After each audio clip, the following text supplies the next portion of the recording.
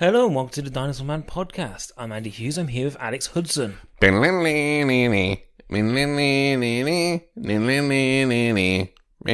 Special theme tune for this week's on-brand episode. Was that you going to do the Wonder Woman theme song and then remembering you don't know what that theme sounds like? But that is the Wonder Woman theme song. Is it not? No. What is it? That was the X-Men. No, X-Men is this. Oh god, that's horrible for people. Like, so early in the episode. No one listens to this with headphones in, right? Let's hope not. Welcome rip to the episode, my earbuds and rip your AirPods. Welcome to the episode, guys. As you would have seen by the title. Is that it? No, that's Terminator.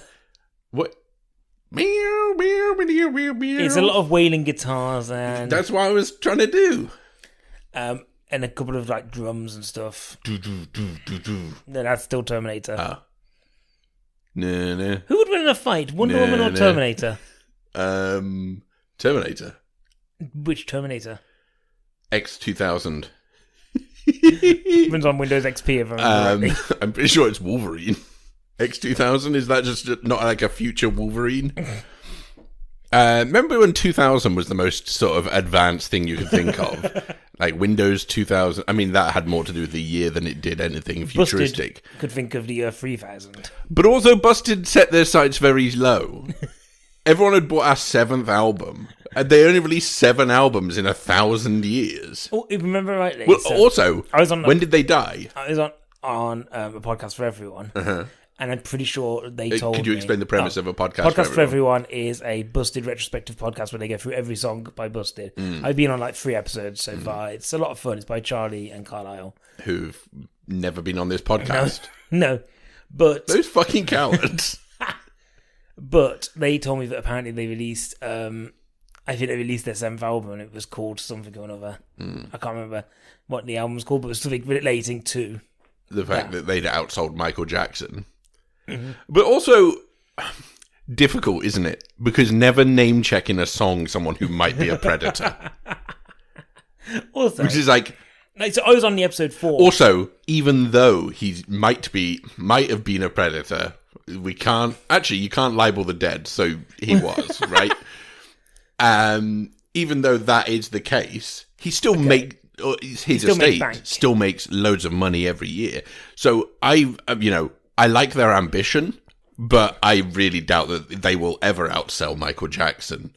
Because I don't think you, Carlisle, and Charlie are going to buy as many albums as the Michael Jackson fans would. Well, the thing is, I was actually on the episode of Podcast for Everyone on the song Year 3000. Mm-hmm.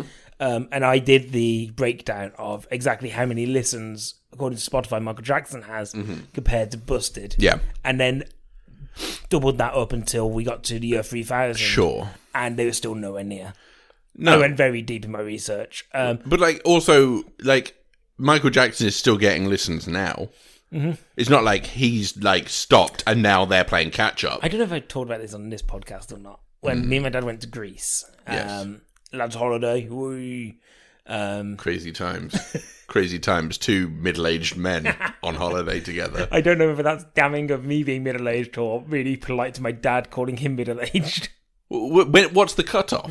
Well, there's at least 20 what years happened? difference. So infancy, childhood, teenage, tweenage first, famously, tweenage, teenage, young adult, starring Charlize Theron, I think. Wait, what am I thinking of? Youth in Revolt. I think I'm thinking of the right film. Anyway, someone will name check me. Then middle age, because I think after that it just blends in. Then what? When does that stop and what happens afterwards? Death? When they realise that, you're within a certain period of time until you die and they're like... How do you know? You've passed your middle Unless age. you've got that countdown app from the movie Countdown. How are you supposed to know? But we went to Greece together, and we went and saw a Michael Jackson tribute act. Nobody could see the air quotes I did there, apart from you. And we expected, it's going to be people singing Michael Jackson, and it wasn't. It was just them playing the songs, and then a guy who looked nothing like Michael Jackson, but they'd obviously dressed his hardest to look like him, doing really bad dance moves, and every so often did a moonwalk. And me and my dad were there like, okay, this is terrible entertainment, but it's hilarious. But also, Michael Jackson had some bangers. Like, so many of them. Like, it was like good songs. Banger after banger after banger. It was like... terrible shame that you can't enjoy them properly anymore. Yeah, I mean, you know, it's never great when someone does something awful. So, Patty Jenkins, we're going to be talking about your movie today. As people would have seen, this is a Wonder Woman spoiler episode. So, guys, do you want me to... The spoiler klaxon's coming back. Wow. At midnight, all crime, including murder, will be legal for 12 hours. 24 hours? 12 hours? 12 hours. 12 hours. Also, is it midnight or is it 7 p.m.? All crime, including spoilers. Okay, hang on. Let's try. We can nail this first time. We'll edit that bit out. Wow. At midnight. Oh, fuck it. It's still midnight. Fine. Okay. At midnight. At release of this episode. After midnight, we're gonna let it all hang out. Okay, no, but at midnight, all crime, including spoilers, will be legal for, I don't know, an hour? However long this episode is. Let's call it an hour. Well, okay, 55 minutes now. We've done 5 minutes of chatter. You can't report us to the feds. Because we warned you. As long as you're listening to this episode. So yeah, okay, we are going to talk spoilers for Wonder Woman 1984. Now, I spoke about this. Can I just say, not that there's much to spoil. No, but there's because it isn't. Can I say something now? Yes. For saying that it's 2.5 hours long, nothing happens. Nothing happens. Like, this is more one of those things where it's like, I wanted to have a conversation with you about this film. And I thought it might be nice for the listeners to listen content, baby! And basically, you gotta love it when we got to a week where we went, the universe synchronizes itself. I have to watch a thing and pay $15.99 to watch it. We went, wouldn't it be nice if we had an episode there? We haven't got anything for news and reviews. Let's do the Wonder Woman thing we talked about. You're only getting it once every 2 weeks. News and reviews ain't coming back to weekly. So yeah, this week you get to hear us talk about Wonder Woman 1984. So, to begin with, do we want to talk about the plot? Well, do you want to explain what happened? As is tradition, Mark Barrett has summarised it in 2 sentences for me. Okay? Unfortunately, he hasn't seen the film, so I actually haven't asked him to do this. It would have been good if I had. I'll try and do it in the best way that I can, summarise it in 2 sentences. There's a man who turns into a wishing rock and grants wishes but takes oil. And it's the 80s. Is there anything else? Is it the 80s? Well, it is apparently the 80s. It is said in the film that it is the 80s. And there is some 80s stuff. And also there's like a cat lady. But not Catwoman from... Also DC. Interesting. So... Couple of cat ladies running around in DC, isn't there? I spoke about this film a couple of weeks ago. Yes. When I reviewed it on News and Reviews. And you hadn't seen it at that point. No. But you have now. So shall we start with how you feel about the film? Okay. Well, let's have a little review from you first. Well, can I say one thing first? Of course you can. That's the beauty of podcasting. So we've talked about this. We've talked about this relatively recently, either off podcast or maybe both on and off podcast. The former host of the podcast, Mark Barrett, has convinced us that maybe the first Wonder Woman is no good because of the way he describes what actually happens in it. I spoke to him literally 2 nights ago about Wonder Woman 1984 because he's like, "Oh, spoil it for me. I'm never going to watch it." Yes. And I spoke to him about it, and he reiterated his reasonings why Wonder Woman is bad. And I'm now even more worried to go back to that because the quality of this film is so below what I remember that first film being. Yeah. But then again, there is a third of that film that I didn't like, which is the final third. And I'm also calling into question, due to Mark's argument, potentially the first 2/3, but I'm very afraid to go back and find out. So this film has done absolutely nothing to dispel those thoughts of, was I wrong in the first place? And I think I can't now, in good conscience, go back to that first film, because this film would have tarred me against it, I think. I didn't like it. Okay. The thing is... So come on, give us some reasonings why. Okay. Like, what was your feeling? So my general thoughts are, number 1, it is way too long. Oh, yeah. Number 2, not a lot actually happens when you look at it. When you boil it down, it's a film that's like 2.5 hours long, and yet spends an awful lot of time treading water and doing nothing. And the problem is, I don't mind that, at least if you've got good character development or whatever. But all we kind of find out is, okay, well, she's still in love with Steve Trevor. And that's basically it. Yeah. And we don't really learn, and there's this sort of moral thing being passed through the film as a sort of motif that doesn't really hold true. And also, at the same time, I'm not interested in it because I don't believe in the whole concept of the film.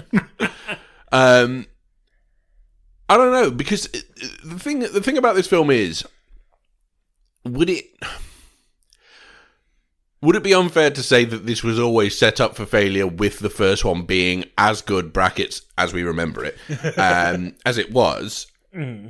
Because it then has this weird, impossible task of being a follow-up to a movie that is actually well-liked within superhero films as a whole. Not just DC, but across all superhero films of the last few years, is in the top half, definitely. And critics liked it, and audiences liked it. And we liked it. And is it then a sort of poison chalice to then inherit the... you've kept the same team together. It's not like Patty Jenkins has gone away. It's not like Gal Gadot has gone away. But none of it feel... I get it. Look, the first film is set in 1916 or whenever it's set. Yeah. And then this film is set in 1984. So it's not supposed to retain the same feel because it fundamentally can't be the same type of movie because your setting is wildly different. But at the same time, it feels like it's a completely different character. Like, it feels like, okay, so the first one is Wonder Woman and this one is just another female superhero within that universe who happens to have exactly the same outfit as the one in the first one. She's lost her sword and shield, I can tell you that. Did she have a sword and shield in the first one? Yeah, because do you remember her going over the trenches? Yeah, I thought she was unarmed. And you don't remember the whole thing of being like, there's a god-killing sword, but oh no, you are the sword. That's the whole premise of the first film. Okay, the first film sucks. I've decided just hearing that. And in this film, you are the god-killing sword. But in this film, she doesn't have the sword or shield at all. No. But that's because, well, she doesn't need the sword, obviously, you idiot. She is the sword still. And she kind of does have the shield. Because when you think about it, armor is a shield. We'll talk about that. You mean Hawk Girl's armor? My big problem is that the film Hawk is Girl? tonally... Hawk Girl is a person, yeah? Yeah. Is tonally all over the place. Well, I think it's in two places. So it starts in Themyscira, which I felt did harken back to that first film and the Themyscira stuff. I mean, like, oh, look, here is... Yes. Like, I like seeing that place. I Like, was. Can I say this? I was 100% guaranteeing that we'd seen that footage before. Like, I watched it and I was like, I don't know if it's just because it's in the trailer. Trailers, yeah. But at the same time, I definitely felt like, I think we already saw this montage. But, like, that's all there to set up this moral message of, cheaters never prosper. You don't get anywhere if you don't tell the truth or whatever. Which is a message that, I guess, comes into play later on, but also doesn't. It does and it doesn't. Yeah, I mean... And it means that, like, this film is 2.5 hours long. Yeah. Already has a 20-minute set piece at the beginning that kind of isn't needed. Is it 20 minutes? It felt brief. Like it felt brief, but also I felt like it was a previously on Wonder Woman. And then, like, after that, it jumps into this... Also, like, Robin Wright gets, like, fourth billing, purely because there's no one else in this movie. But, like, it then jumps into... Just 3 lines. It jumps into this kind of more complex, where it literally becomes, like, this camp Superman kind of stuff. Can I say That's one the thing you love the most? So one thing that I will say, no, that was the point that I was off board with this movie. And that is the second segment. Was it when she winked at the child? No, it was before that. It was at the start of the whole thing where I was just like, this is just like a cartoon. I said to you earlier, off pod, I said it's like a screwball comedy. Mm-hmm. That's the bit where I really felt that coming into play. But then that tone doesn't carry through. Oh, it remains. It just doesn't remain constantly. That's the difficult thing, is that even up until the very end of the film, it's still doing that stuff and doing the screwball comedy. Like, oh, I wanted a farm, but I didn't want a cow on a field in DC. Okay. I mean, the thing with that shopping mall sequence is so fucking stupid because it just looks like a bad TV episode. Yeah. Okay, so for example, the closest comparison you can really draw is like the Stranger Things mall stuff that was done. Now, Stranger Things doesn't shoot it so it looks like the 80s all the time. No. But the feel of the actual production design feels much more authentic, right? Yeah. And this actually reminded me more of the scene in The Prom, Andrew Rannells doing Love Thy Neighbor. Your Mum's Gonna Die, this song.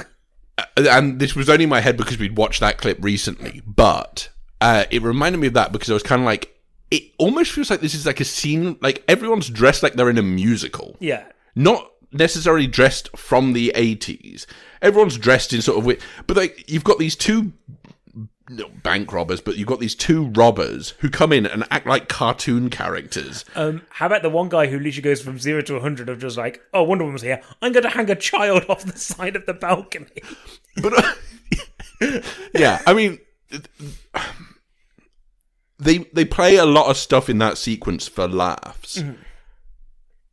And I'm kind of like, oh, okay, if that's the tone you're going to take with the film, fine, but know that I won't like it. And then it kind of still remains it comes in and out of that tone for the rest of the film, but then mixes in very sort of somber and overly sincere sadness about the state of the world. And I can't help but feel like if you picked one or the other, it would be a better film, but it still wouldn't be a good film. Yeah. So I don't know if it's just a case of they were stuck between those two pillars and they didn't know which one to hedge their bets on. Mm-hmm. So they just went, well, one of them will work, so it will have to be half and half. And yet, neither of them work, and I hated all of the film. So, we'll come on to this later. Okay. But if you could have turned this film off at any point, would this have been it? Or would you have at least made it a little bit further? The wink at the kid. Okay, because... no, you know what? Before the wink at the kid. The bit where the kid gets slid into the teddy bear. Because there's a point that, so I spoke to Jason, who's been on this podcast before, when I was speaking to Mark at the same time, and he told me he's turned this off, and he only watched part of this film, and there's a point, and I'll tell you when it is, but he turned off. And I was able to kind of guess beforehand. Uh-huh. So... I've got a theory on it as well, but we'll get to it. The point of the bank robbery is that this wishing stone, the old monkey's paw in rock formation, gets stolen from this place. Yeah. So that can end up in the hands of Kristen Wiig's character. Who works at the Smithsonian. Who's going full electro of, oh, this is a geeky girl, and everyone pushes her to the floor and nobody looks at her because she wears glasses and her hair is weird. Yeah, it's a real she's all that situation, except, you struggle to believe it, is what I would say. Yeah. Because she doesn't come across as... But then again, with Jamie Foxx's Electro, you never really believe that one either, because it's just like, this character is not real. There is no one in the world who is like that. No, blue. And then with this character, it's just kind of like, no, I don't believe it. So, the thing is, they get the stage. You can't just, she's all that someone in 2020. And she meets... And I've got Wonder Woman, they start having this bond and stuff. But I don't believe in their bond. Can I say that as well? They've never met each other. Well, can I... Right, so Wonder Woman is essentially a selfish human being, which is a good thing for this movie because it's a theme. Because she is not interested in the slightest in having lunch with Barbara. There we are. Another Barbara. Barbara Gordon, Barbara... Whatever her name is in this. Anyway... She's not interested in the slightest until she hears about, these mysterious objects that they can't identify. And she's like, oh, yeah, I want to go in because I've got history with magical objects as my body is a sword. That's what she says to her. She goes, just so you know, my body's a sword. Yeah. And she's like, oh, do you mean your body is a temple? And she's like, no, my body is a sword. I kill gods. So, yeah, then she goes and investigates later on. But I don't believe in their bond because I think she's doing it out of pity. Mm-hmm. And that is not what Wonder Woman should be doing, right? Pity is worse than envy. I think pity's the worst. Speaking as a man who's been pitied a lot in his life. Hey, I'm going to tell you now, I haven't been pitied enough. But the thing is, so they get this stone and they find out, like, and they're like, oh, they say it's a wishing stone. And there's one guy who wishes for his coffee to be hot or something like that. And he's like, well, so it's Asim Chowdhury, I think. Yeah. And he just pops up for like this one thing where he goes, I wish I had a coffee. And then someone comes in and says, oh, I brought so-and-so a coffee, but they're not here. Does anyone want it? And he goes, oh. And then we're led to believe that this fake stone, because they call it a fake, they're like, oh, it looks like it's a fake. And yet it's given him a latte. But the thing is, I think I was going to say is... So that's all the proof I need. Kristen Wiig's like, oh, I don't know what I would wish for. Mm. And Diana goes, oh, I know what I would. Yes. But she never says it out loud. She never says, I wish for Steve Trevor. No. But later on in the film, we're led to believe that you have to say it out loud for your wish to be cast. Yeah. Because Max Lord, is it? Maxwell Lord. Is saying to people, say I wish and whatever you want. Yes. So why does Steve Trevor come back? Also, well, here's my theory. Well, plot, of course. Here's my theory. He never does. Oh. Okay. It's just one guy pretending. So I was so bored during this film that I made up an alternate plot line. That Diana Prince, a.k.a. Wonder Woman, is suffering from like a physical ailment. Yeah. But alongside that, she's slowly losing her mind. And she said earlier in the film, I sometimes feel like I see him in the crowds or see him in the street, but of course he's never there. I think she's seeing things, right? Yeah. She's seeing hallucinations of Steve Trevor, right? And this man doesn't exist. I like to imagine this man does exist. And what happened is somebody who looks like Wonder Woman has come up to him being like, Steve Trevor, I love you. And he's gone, yeah, sure, that's me. So my theory is that she's getting weaker because of an injury sustained somehow. And this is her, like, I don't know, maybe the whole film just takes place in this, like, blood loss state. And, like, the Steve Trevor character doesn't exist. Look, I had to make something up because this film was boring. Do you want to talk about Steve Trevor coming back? Okay, well, number one, he doesn't, because we obviously know that he's a hallucination. Number two, you're right. She needs to say it out loud if this wishing stone... I also don't believe that this wishing stone is real, by the way. I feel like it's like a trick. Mm-hmm. And it kind of is. So there's backstory about the wishing stone. Should we talk about that first? Yeah. Because while we're on the wishing stone... So I feel a lot of people would have seen the film, but we'll still cover some shit. So Barbara says, oh, I don't know what I would wish for. And then Diana's like, oh, I know there's only one thing that I would wish for, but she never says it out loud, as we know. And suddenly she has actual wings. And then there's like Latin on it, on the outside ring. And then later on we find out that there's also something else on the inside of that ring, but we'll get to... Lord of the Rings style. Yeah, very much Lord of the Rings style. And then we'll get to that, I suppose, when we get to that. But Barbara then sort of, after... when is it? At some point she says, I wish to... Oh, so she goes walking home after she's had dinner with Diana, and then she gets assaulted by this guy. Diana saves her and says, go home, and then she goes to the museum instead. Her home. Oh, she lives in the Smithsonian. I forgot. That's actually a part of the story, is she lives in the Smithsonian. You never see her at her apartment. No, she sleeps inside a giant dinosaur bone. Oh, I suppose you do see her at the apartment because you see the giant dinosaur bones. Yeah. Yeah. 2 bed, 1 vertebrae. Okay. Yes, so she goes to the office and she says, I wish I was like Diana.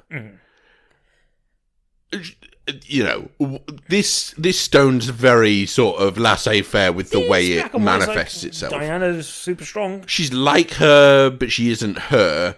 But so we're led to believe she has all the same powers, but also she doesn't have the equipment. She doesn't have the lasso of truth. It would explain why she becomes so much of a dick, because remember, as discussed, Diana doesn't care for people. Yes. So that's why she becomes cold. And I thought it was a monkey paw situation of, Diana loses her strength and loses all her powers, and she loses her ability to be nice. Yeah. So this is the thing, is that the monkey paw situation is Diana loses her powers but gets Steve Trevor back, but also becomes nicer. No, actually, I don't think she does. No. But Barbara loses the niceness in her because she doesn't like her homeless friend anymore.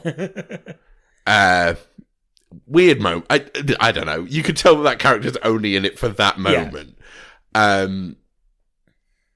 But yeah, she gains super strength and super agility and loses humanity, but also sort of gains confidence because she wants to be confident. She gets hot in the eyes of her colleagues. Well, she gains LASIK because she can see without glasses now, and she also gains. I mean, the hair is pretty much the same the first time we see her afterwards, but people are like, oh, wow, you're so hot now. And then she changes her hairstyle a couple of times within the film. Yeah. And people are, they go crazy for that. But I don't know, because some of the things, it just feels like, oh, okay, half of that. So, for example, you don't really get the full effect of that until the next day when she pulls the door off of her fridge. But then, like, the day that she does it, in fact, that's 2 days later. Yeah, like Spider-Man the day that style. She does it, she avoids a puddle.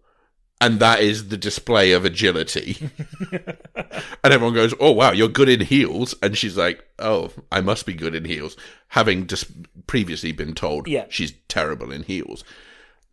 Is that the most character development this movie has to offer? She was bad in heels and now she's good in them. The interesting thing about the stone is obviously it's been known to bring down ancient civilizations because people wish for stuff.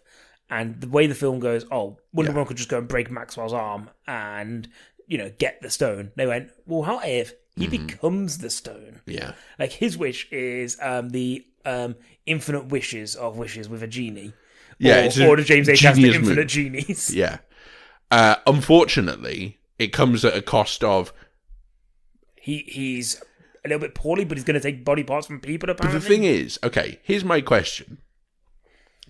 The vitamins. Do you remember the vitamin subplot? No. He keeps making reference, even before he is the stone, he keeps making reference to his vitamins or his supplements, right? And you see him popping pills at various points. So was he sick before? In which case, that ain't his weakness. The thing is, like, Maxwell Lord is an interesting That's character. not the monkey paw. So, the interesting thing about him is, I think there is something in there that could work, which is a character that literally only wants to be good. Like, as in, he wants to just be noticed. Like, he doesn't go into it being like, I want to be, like, ruler of the world or anything like that. Although at times he runs that way. I think he definitely does go into it that way. I feel his original thing and the way that it was kind of played was, this is a guy who just wants to be noticed because everything he's done so far has been shit. But also, is he the only villain we've ever had that's complex has come because he pissed himself at school once? Because that plot twist at the end, that was fun, wasn't it? So, I think he's a terrible character. And I think he's terribly written. But do you think he could have been something more?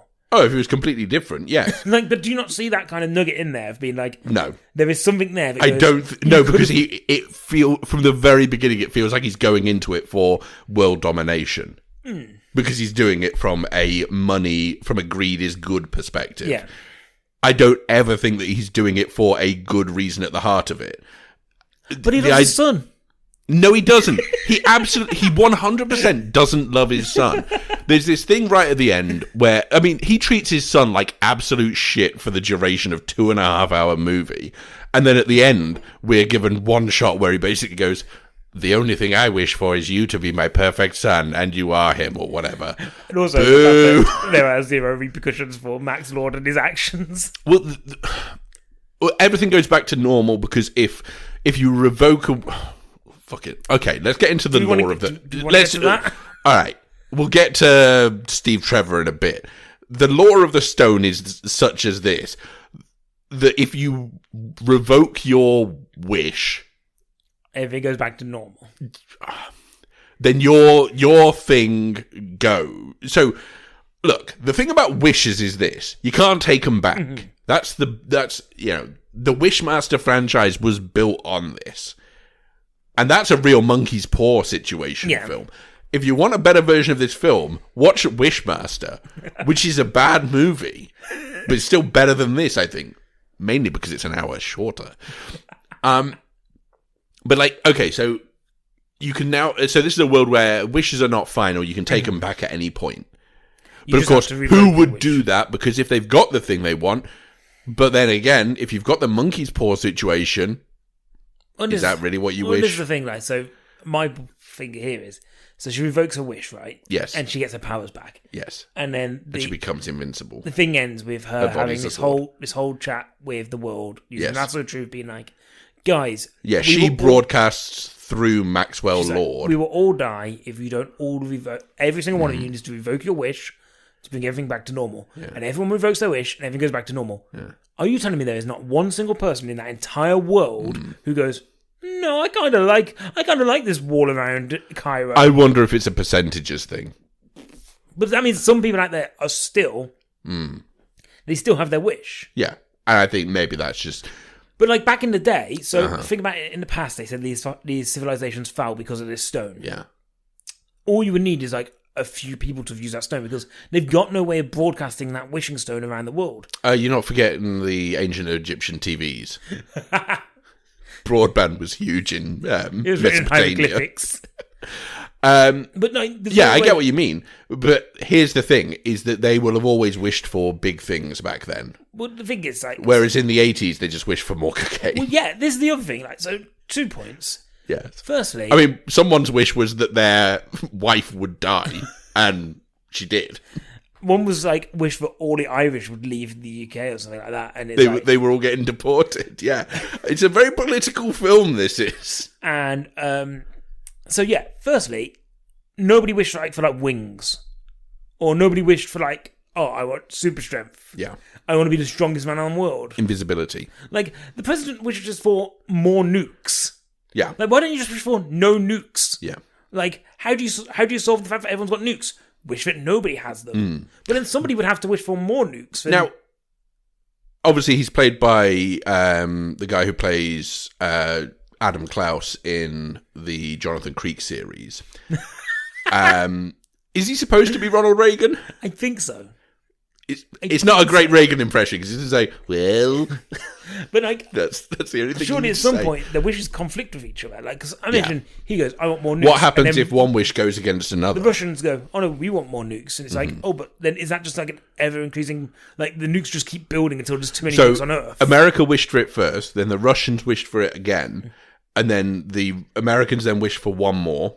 No, because they can't, because you only get one wish unless you're Barbara. Oh, well, in that case, you automatically get a second wish. Well, you get another nuke. We voided your wish because the Russians... No, they don't void... No.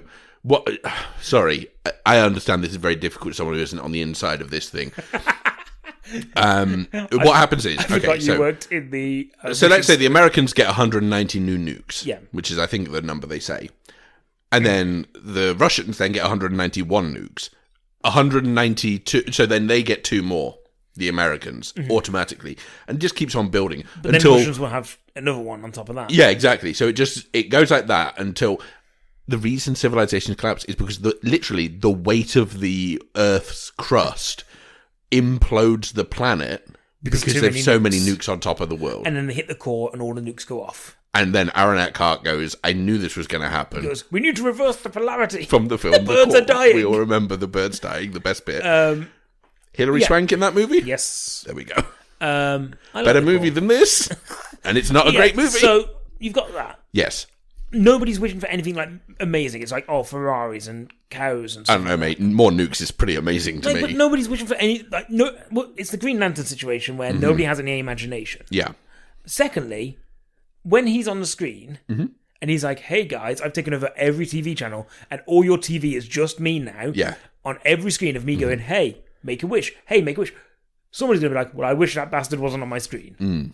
In which case, it ends. Well, kind of, that is what the son wished for, remember? Because he jumps in front of a TV screen and he goes, I wish you were here with me. Yeah, but he'd already used his one wish. He'd already used his dumb wish. What was his wish? To have your greatness. Yeah. I don't know what... It never comes to anything. This way, his son never amounted to anything because Maxwell Lord is an inherently not great character. He's a pant wetter and that's it. His son just wets himself and he's like, no! So, okay. A couple of things here. A couple of things that I want to say on this is, number one, obviously, yes, the creativity of wishes is never really explored. I don't know. Do I think that's a big problem? Not really. I was bored by this point, just wanted the film to end. So the thing that really annoyed me is the way that situation comes about. So we're skipping all over the place here, but that is the final act of the film, is that he goes to this satellite that can take over every broadcast screen in the world using satellite technology. Just look at the president and have those slides in his office, eh? But, like, it's the way... So... The technicalities of this film, like, this wish thing works on turns of phrase rather than cold hard facts. Because the president says, it works by, basically these satellite waves then touch together across the world and broadcast, and they can broadcast down to any broadcastable signal. And then...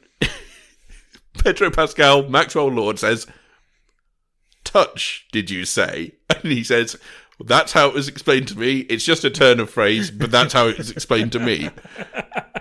Because he needs to be touching the person to grant the wish. Also, yes, can I say, when he goes and he actually makes his announcement, he says, look into my eyes and just wish for it. When they make their wishes... They're not looking at him. The guy is walking out the thing and he goes, I wish you'd drop dead. Mm-hmm. He's not seeing Pedro Pascal at that point. Mind's eye. Of course. What's more powerful than actual eyes? The mind's eye. I love the fact that, like, Pedro Pascal, they've kind of just gone, he can decide what the outcome is here. So it's like, I want more nukes. He's like, that's fine. I'll take all of your power. Yeah. And it's like, because he could just do that. That welcome to the monkey's paw. You've now got nukes and no people. And like he's like, I'll take all of your security staff. Yeah. And I'm like, why does he get to decide? Surely that's the wishing stone. Yeah. He is the wishing stone. He's the wishing stone, you forgot. She's the sword, he's the stone. Is it like an analogy? Yeah, the sword and the stone. Because at the end of the film, when he's with his son and he's going, I wish that you were my real son, or whatever. Yeah. And you see Diana Prince crawling inside him and saying, I am the sword in the stone. She cuts him open like a tauntaun and crawls inside him. His son tries to pull her out and like no one can. And he wets his pants because that's his greatness. That's his wish. Yeah, and you kind of see, and the film ends with Wonder Woman going, okay, good night, I am now the sword inside of the stone, like from the movies. Wink. And so it begins and it ends with a wink. So it's actually a full circle story. I love this film. It's 100% the best film I've seen. And I don't know if you picked up on this, is there was a point in the... So once again, guys, sorry, we are jumping all over the place, but it's one of those episodes. They've listened to enough spoiler specials to know how badly these are constructed. We have tried to do it in order before, and it always ends up like this. So there's a point where she's fighting the Secret Service people, right? Her and Steve Trevor. Yes, in the hallways of the White House. Don't hurt them, they're just under control doing their job. Yes. And then later on, she goes to the facility that has all the people who are under the control of Max Lord. I did think this. And, these people who are just doing their jobs. Just doing their jobs. These military guys who are assigned to guarding this top secret satellite thing. Beats the shit out of all of them. Yeah. Just straight up flings a lot of them off cliffs and stuff. Murders them. I didn't like that because, again, it shows that Diana Prince ultimately doesn't care about humans. No. So maybe that is harkening back to the fact that in Batman vs Superman she said she turned her back on humanity. After this, she was like, they can't be trusted. They just want Ferraris. She's done it Oh, hang on. Oh, yes, good. Yes, okay. Canonically, this is before Batman versus Superman. But she says she turned her back on humanity 100 years ago. Mm-hmm. And that isn't true. Okay. Because there's one thing that I want. Okay. You go first. No. After you, I insist. Okay. You're going to think this is stupid. Okay. So in the scene early on in Washington, D.C., yeah, where we see her having a glass of wine on her own, the waiter says, "Are you expecting anyone else?" She would have had to say that she was a party of one when she sat down. He would have known not to set that other seat. My point was going to be, he's the worst waiter in the history of mankind. Either that, or she's just sat down at that table and skipped the queue. Maybe. She doesn't care about queues. It looks like the most exclusive doesn't care about humanity, restaurant. Doesn't care about queues. Yeah, probably. Anyway, go ahead. My point was going to be, you say that, she said, in Batman vs. Superman, she turned her back on humanity 100 years ago. I don't think anyone who wrote this film saw Batman vs. Superman or Justice League. Can I say something now? I don't think anyone who saw this film saw the first Wonder Woman. And that's incredible because the person who wrote and directed this film made the first one as well. A couple of cases here in point is, she can turn things invisible now. Yes. Because obviously they want to put the invisible jet in. Yes. But that has never I like how it's just throwaway, just being like, oh yeah, my father or something like that or my mother used to turn things invisible, and I've been trying to do it for ages. I could do it for a little bit, but now she said, I haven't tried it in 50 years. The last thing I did was a coffee cup. Yeah. Right. So you start small, obviously, but then hey, that's a start. Maybe practice. That's incredible ambition. It's not like you've been doing anything else. To go from coffee cup, then 50 years of nothing. To jet. And then jet. And everyone was watching Gladiator just where's she gone? Okay. One of those episodes, is it? One of those. But yeah, the invisible jet stuff, I was like, when they're flying through the fireworks. Yeah. I'm like, I understand what you're doing here. And I think it's supposed to be this wondrous moment. Yeah. You've come on to my second nitpick of the day. Okay. Steve Trevor would have seen fireworks before. Would he? Fireworks have been around in America since the beginning of America. Aren't they ancient Chinese fireworks? Yeah, but they were using them in the United States in the 1700s. Now, last time we saw him was early 1900s. So unless he'd been asleep all his life before he went into death... Yeah. He was. He would have known that those were fucking fireworks. Well, remember in the first and they were associated with the 4th of July from the very beginning of the 4th of July. Do you not remember in the first film where he seems surprised to have seen a woman? Okay. Maybe Steve Trevor's just an actual idiot. No, because... Okay. But not because number one, I had to fly a plane. Number one, I think, yeah, he is. Number two, I think he was actually... In the first film, he was surprised because he's never seen a woman shaped like a sword before. Okay, yeah. And I think that's the important thing. Sorry, a sword shaped like a woman before. Wait, is she more sword or woman? I mean, I guess Wonder Woman. She's not called Wonder Sword. So, okay, she's more woman than sword, but she is the secret sword. So, he can fly a plane. He can fly an old plane, so he can fly this plane. Not true. That's true. Yeah. He's played Flight Simulator. Okay. He's so I can fly a plane in the World War, first World War. Yeah. And then in the 80s, I can fly a jet plane. Yeah. Just pick it up from the museum. We'll grab it from the museum. Can I ask a question about the invisible jet? Yes. Does the invisible jet, by turning it invisible, does that also negate its existence? Because radar would still pick it up. Would it, though? I feel like it definitely would. Because she's invisible. It can't be seen. What's radar picking up? I think it's a bird. Yeah, but it still registers as an object there, right? A stealth bomber can't be picked up on radar. Yeah, but I think that's a different technology. So what, the magic? The technology being used here is yes, magic. I 100% think that stealth bombers don't involve any magic. Yes, I do think that. I'm going to stand behind this argument here of I'm not sure that stealth bombers have ever been imbued with any wizardry. That's the hill you would die on. Yeah, I am going to commit to this now and say I guarantee you that in the invention of stealth bombers, no one ever got a fucking magic wand out and said, abracadabra, alakazam, turn this stealth bomber invisible, man. But so my point there is then... Is your argument that they did? No, my point is, if a stealth bomber doesn't turn up on radar, and she's using magic, which we don't know how that works, then surely it won't appear. It's magic. Okay, I don't like you using the defense of, if we don't understand how it works, then it must work. Because that fundamentally... Harry Potter coasted on 8 films of that shit. When you establish that your world is magic, that's a different thing, I think. This is a thing that she's done once. And how can she be... Okay. What? So she had a fucking radar out in the 1920s when she did the thing to the coffee cup and went, oh, look, the coffee cup's disappeared from the radar. Look, she had to give it a go. Like, what else are they going to do? Ultimately, okay, can I say something about that bit? Yeah. I think it's really bad. Mm-hmm. The good thing is they had the good grace not to show them just sitting there in the middle of air. I would have loved it. I was really hoping it would. I didn't put it past the film because of that mall sequence early doors. I thought that if any film was going to do it, it was going to be this one. And you kind of see maybe like the outline of them, but you don't really see much. I would have respected it more if it had. No, you wouldn't. No, I think I would have respected it because at least then it has the audacity to do something that shouldn't be done. But it's trying something brave that way. Whereas this just... Okay. The effect looks bad, by the way. Point 2. So, point 2 on things that she can do now, that she can't do in the future. She can fly. Yeah.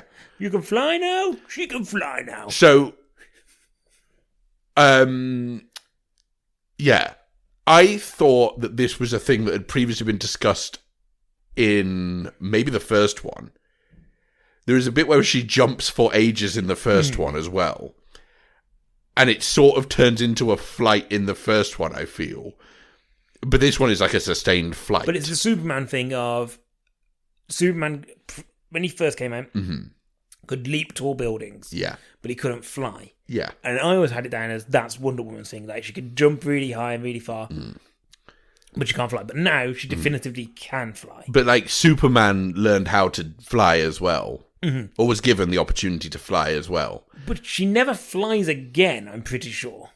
I thought she flew in Justice League. I thought she didn't. Oh, okay. I thought she used the lasso in the same way to propel herself through the air in Justice League.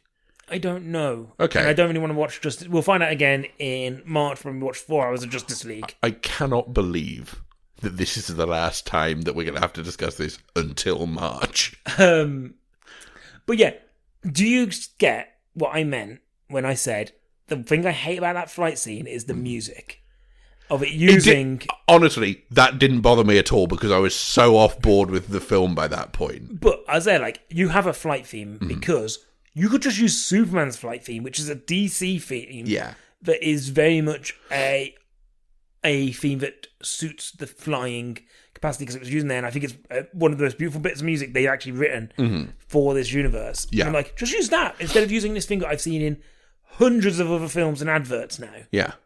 But my favourite thing about this... So your issue is that this film wasn't DC enough? No. My issue is, I think it's too DC. The point I like about the flying... Yeah. So I spoke to Nikki from Talk and Review about this. Like, we saw it around about the same time. We both had the same thought process here. When she's flying... Yeah. Where do you think she's going? Oh, well, this is something that really bothered me. Because she flies for ages. Yeah. And she flies from DC. Which means that... Because where she goes is her house.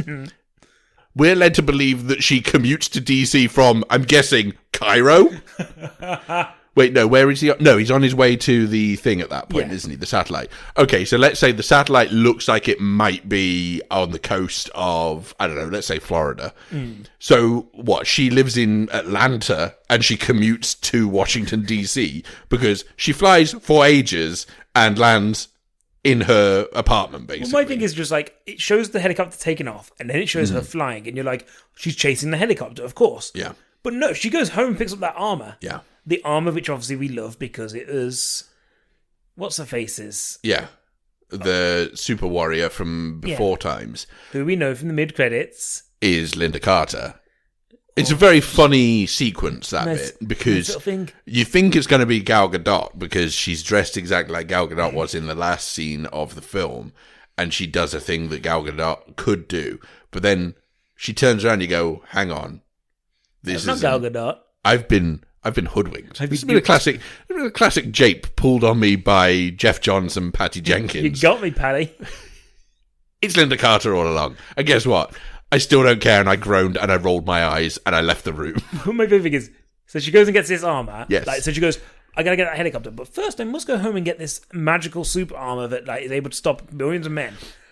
And she gets it, and she goes, and she then turns up in this armor, and it wasn't to help her fly. No, because we know she can fly already. It, but she lands. She kills a load of guys who are just there under duress, and then she fights Cheetah, and it's gone within like 2 minutes. But of course, much like R. Kelly, she was flying without wings.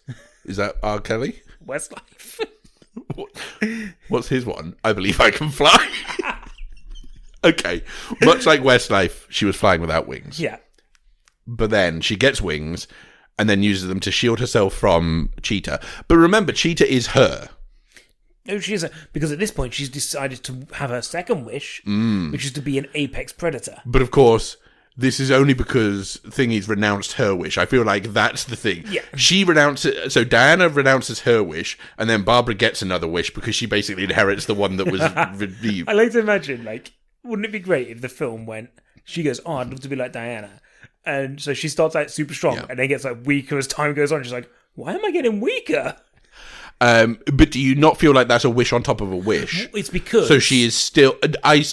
she is still like Diana, but she's also now furry. It's because Maxwell Lord says to her, I'm giving you a second wish, because he can, because he's the stone, remember? Yeah, he makes his own rules because he's the stone. There are no rules in this film. Well, there are, but he gets to make his own because he is the stone. Because famously, stones decide what they do. Mick Jagger, Keith Richards, Charlie... can't get the surname. Charlie someone. Anyway, continue. But yeah, so he gives her this wish. She's like, I want to be an apex predator. Yes. I don't think at any point she goes, I also want to look like, a furry. Well, no, because hang on, because there is that scene earlier. Which is like, I fucking love cats. So, no, so it was, right, so, when she's beating up the guy who harassed her earlier? Yeah. And she looks at him and he goes, what are you, some kind of Catwoman? And she goes, Catwoman? That gives me an idea. And then she writes down Catwoman in a diary and then she closes it, and the front page of the diary says, things that I want to be when I am an apex predator. And then she looks to the side, and there's Meowth going, Meowth. That's right. My favourite Pokemon. Uh-huh. And then she puts the book away, and then her friend, the homeless man, comes out, and he goes, hey, what are you doing? And she goes, mind your business. And he goes, but I just got this Blu-ray for us to watch. It's James Corden's vehicle, Cats. Because he's a big Corden head. But, that's the monkey's paw of it. But why? Because it's inconvenient to look like a cat. But she's an apex predator, so it's fine. Okay. But also, my theory is this, actually. It's like a Kafka metamorphosis thing where she's actually not fully metamorphosized into a cheetah yet, but she's on her way. Yeah. As time went on, she would actually just become a cheetah. Okay. Chester. Yeah. I guess she would become Chester Cheetah. She loves them Cheetos. She would get sunglasses on. She'd get a massive jaw.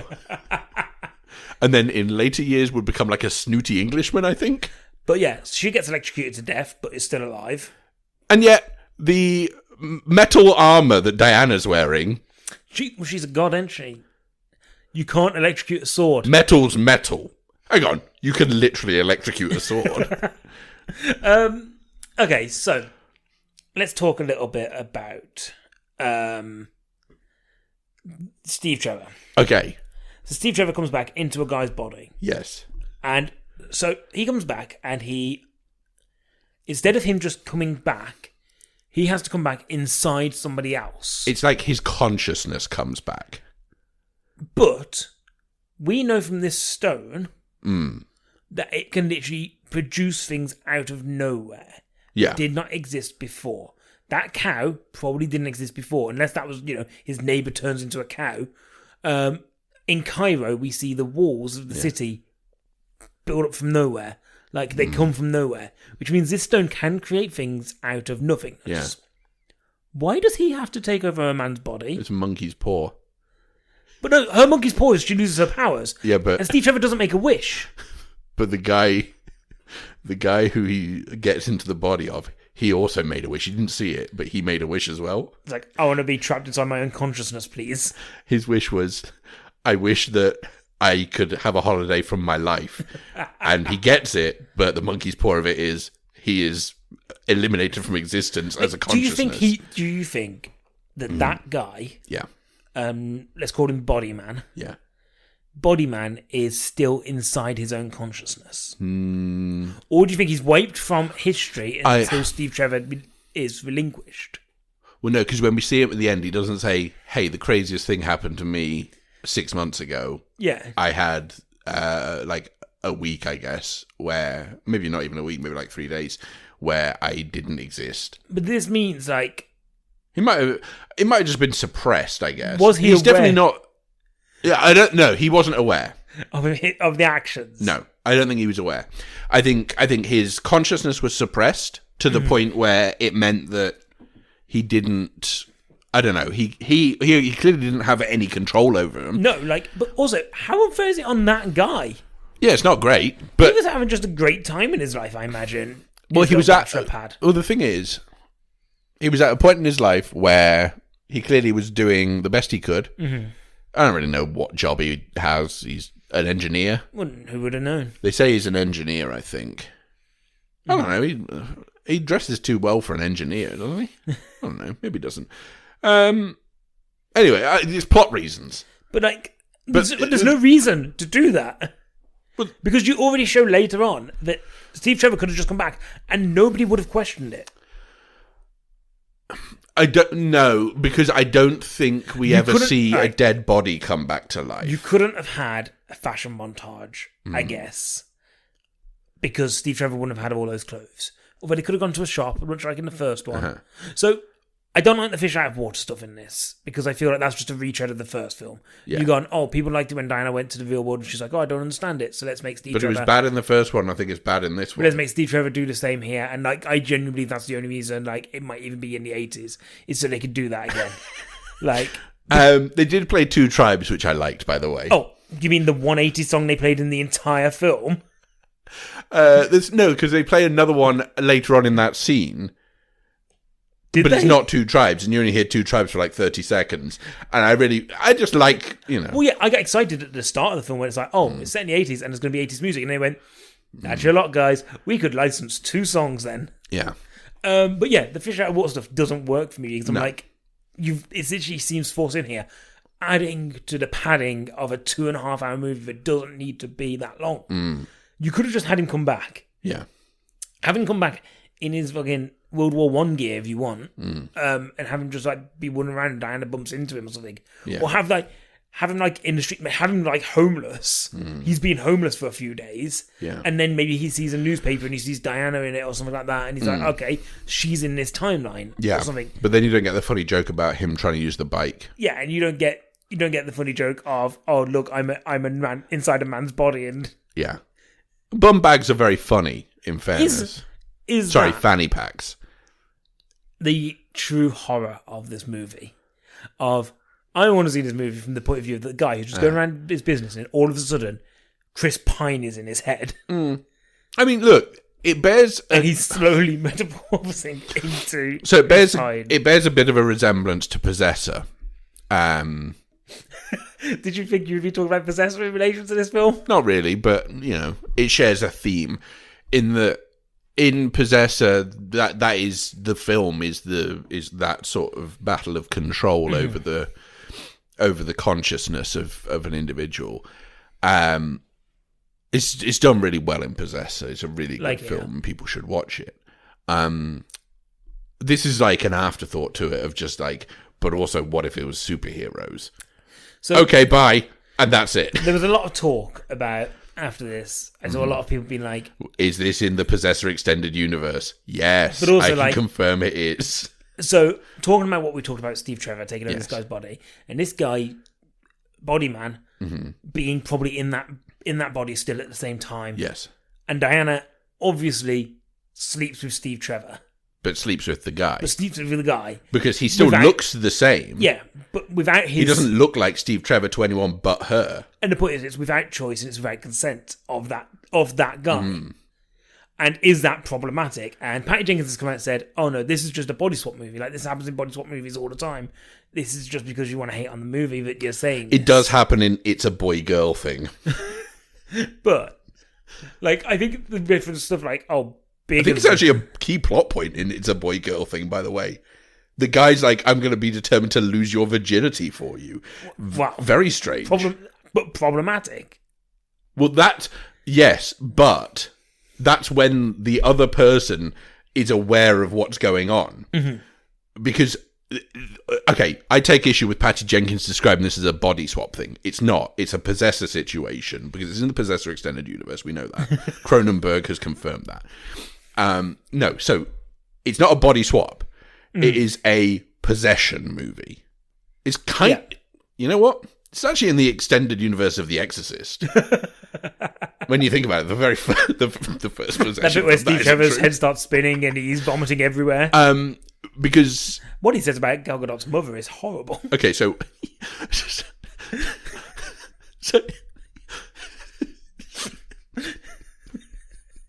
idiot. Oh dear. Okay. So I can't do it. Why did you have to say that? Okay. Okay, so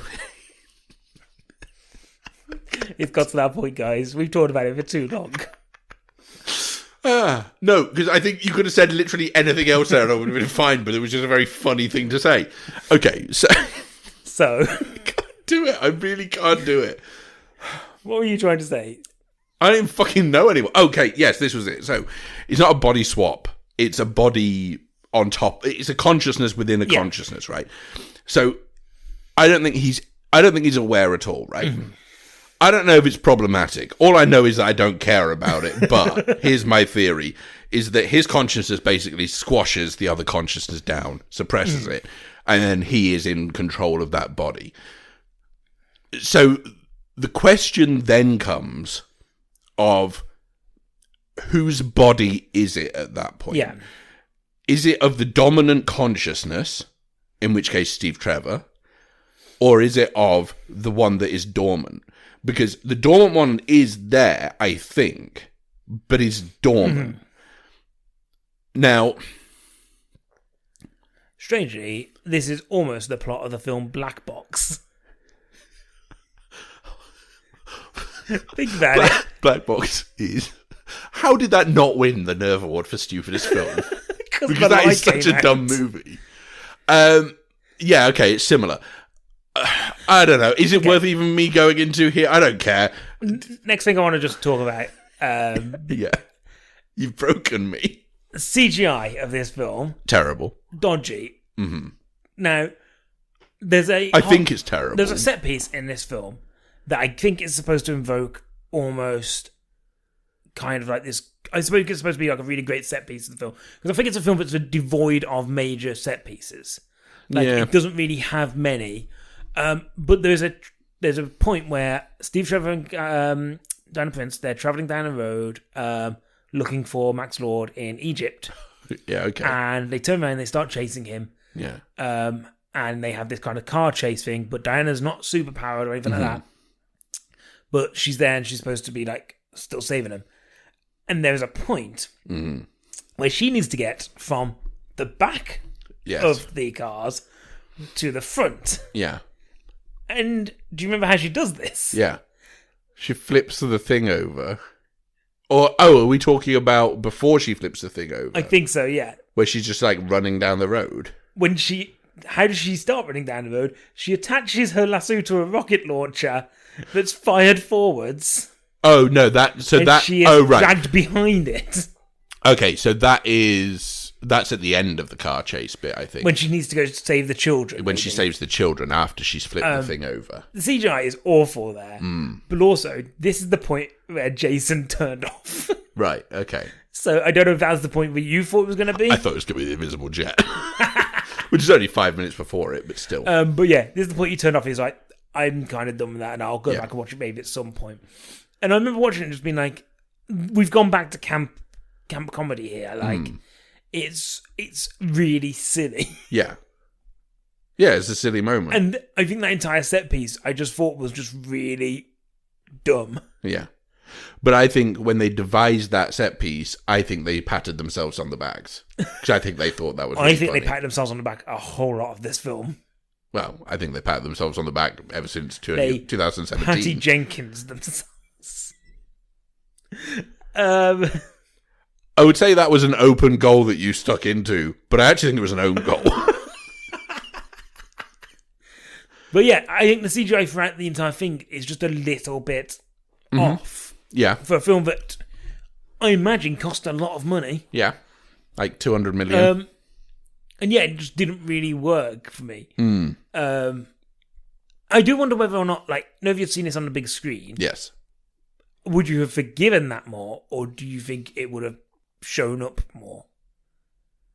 Because I don't know whether, like, the cinema experience, when you're seeing something on a big screen, you kind of are in the journey of it a bit more, I think. I think I still wouldn't have cared as much as I did.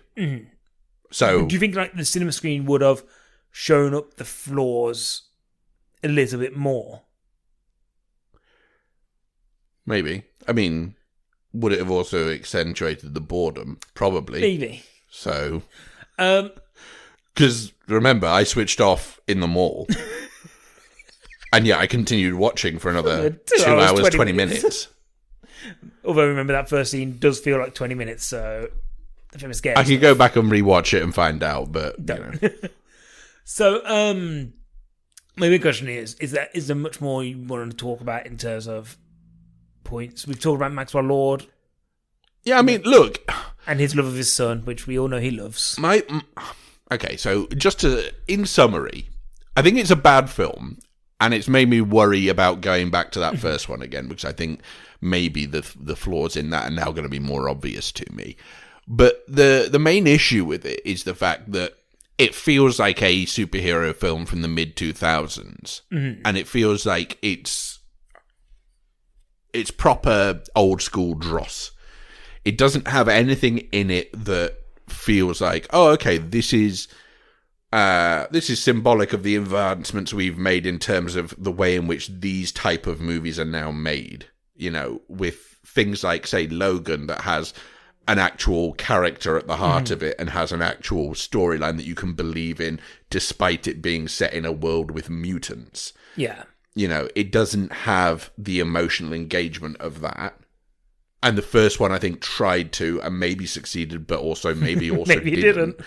But this one definitely doesn't have that.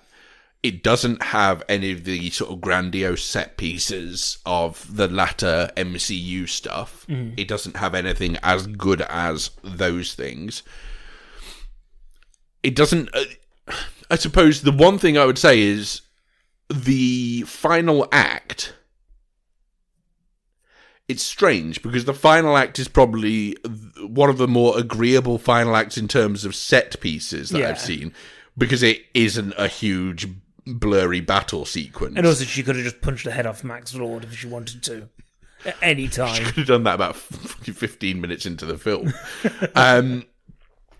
So I wasn't as sort of... The thing is, it had lost me already. Yeah. But that wouldn't have... That sequence at the end, I don't think would have lost me in the same way that a lot of them sometimes do. So maybe that's a positive. But it did have a sneaky sky laser in there. Yes. But I think it doesn't. So it doesn't have any of that stuff, and it doesn't feel like it's well thought through. And they have confirmed that there's a third one coming. Yeah. So I think we're led to presume that this is going to bridge the gap between 84 and when she appears in Batman vs Superman. I guess so. Unless they said it afterwards, but I think they're trying to sort of wind down that particular... I think it's going to be set in 2084, when they've got a system where they've realised how to bring Steve Trevor back via hologram. Yeah. Because you got to have him back. But you could bring him back by hologram now. No, but... Just do like a 2-pack thing. Yeah, so I mean... So it's done well enough, I guess, financially to be able to make a third. Yeah. I don't think it's done as well as they were hoping. No, but... Here's the issue, is that obviously with coronavirus, it's meant that you have to very rapidly readjust what your expectations are for every film. Mm-hmm. Whether that is a small independent movie, whether that's a big, huge blockbuster like this one. And obviously, because it was released in certain cinemas in certain territories, and then released on HBO Max, and then on premium VOD in other territories, it kind of feels like they did everything they could do to maximize the actual profit of... Not profit, because I imagine it probably still made a loss, but to maximize whatever earning potential they could.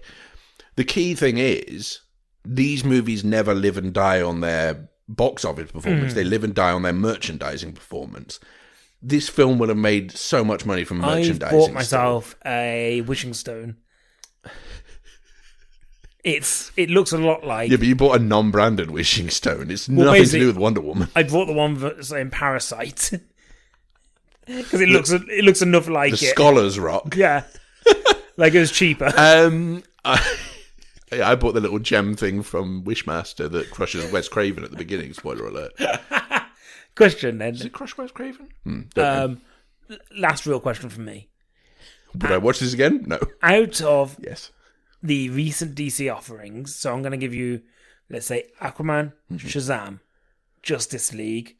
You didn't see Birds of Prey, did you? No. So they're probably your three. Maybe I'll even give you Batman v Superman if we're going back that far. Uh-huh. Where does this sit? Okay, so Wonder Woman, the first one is first. Yeah. I think, still, but I don't know. Mine's still Man of Steel, but it's cool.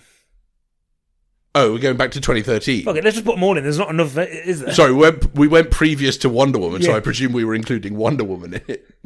Okay, fine. Well, I guess we're only missing Suicide Squad and Man of Steel, so might as well put them all in. Okay, it's in the bottom 4. What's below this for you? Justice League. Yeah. Batman vs Superman. Mm-hmm. Suicide Squad. Yeah. Then maybe this. Hang on, what else is there? Basically, I'm just trying to find out whether you like Aquaman more or less than this. I think I like Aquaman about as much as the thing is, I think... Obviously, the benefit of Aquaman is it went all out. So Aquaman, I rolled my eyes more in. This, I was bored more by. So which is the biggest sin?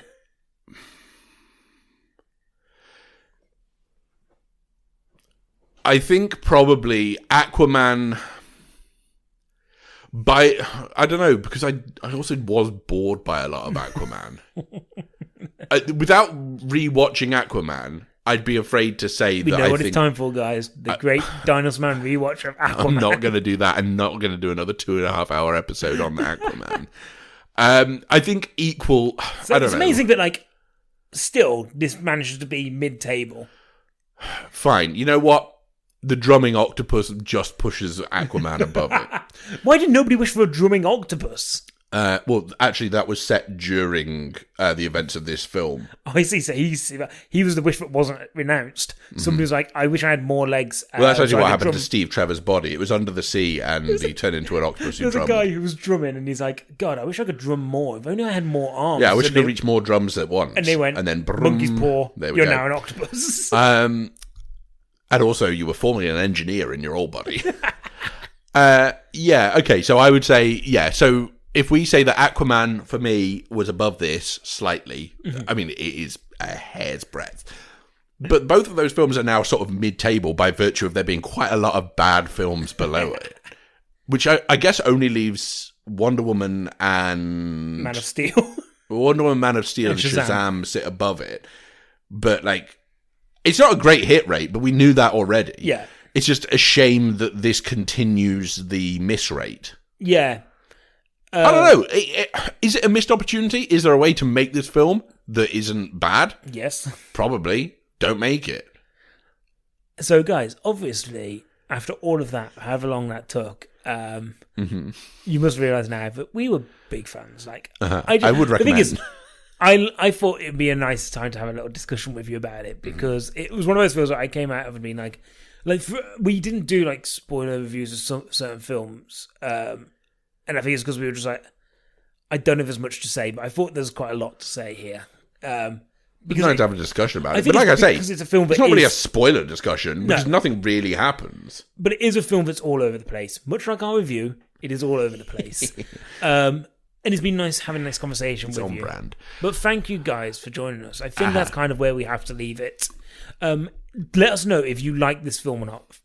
Message us on Twitter. It's the best way to get in touch. Yeah, I'd actually be interested to find out if you did, because I need to ask you some serious questions. At Dinosaur Man 15 on Twitter. Like I said, it's the best place to get hold of us.